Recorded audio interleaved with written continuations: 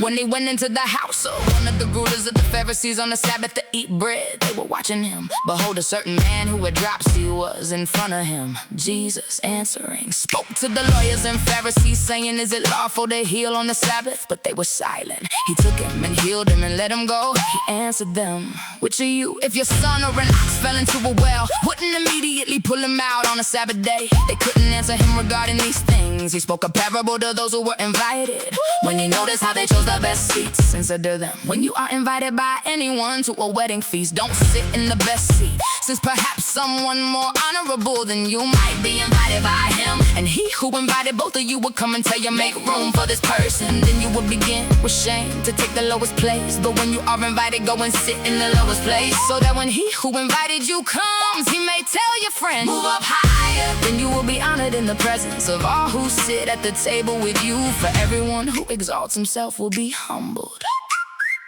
and whoever humbles himself will be exalted.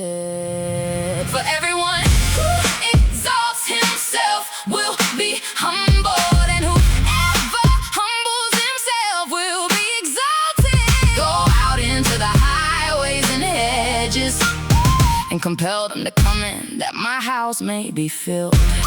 Yeah.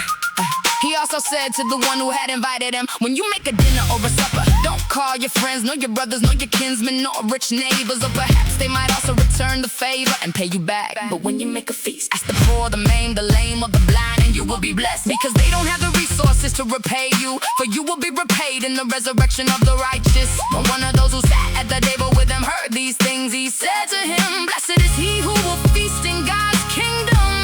But he said to him, a certain man made a great supper, and he invited many people. He sent out a servant at supper time to tell those who were invited, come, for everything is ready now. They all as one began to make excuses. The first said to him, I have bought a field and I must go and see it. Please have me excused. Another said, I have bought 5 yoke of oxen and I must go try them out.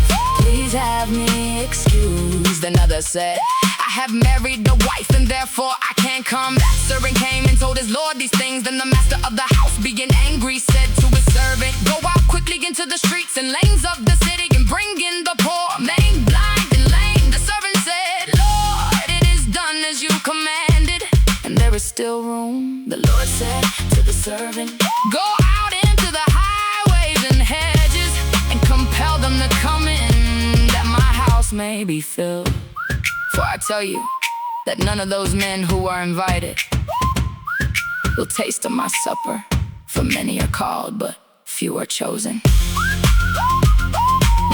Now great multitudes were going with him. He turned and said to them, if anyone comes to me and doesn't disregard his own father, mother, wife, children, brothers, and sisters, yes, and his own life also, he can't be my disciple. Whoever doesn't bear his own cross and come after me can't be my disciple. For which of you, desiring to build a tower, doesn't first sit down and count the cost to see if he has enough to complete it? Or a king, as he goes to encounter another king in war, will not sit down first and consider whether he is able with 10,000 to meet him who comes against him with 20,000, or else while the other is yet a great way off, he sends an envoy and asks for conditions of peace. So therefore, whoever of you who doesn't renounce all that he has, he can't be my disciple. Salt is good, but if the salt becomes flat and tasteless, with what do you season it?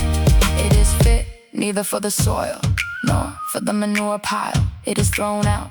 He who has ears to hear, let him hear.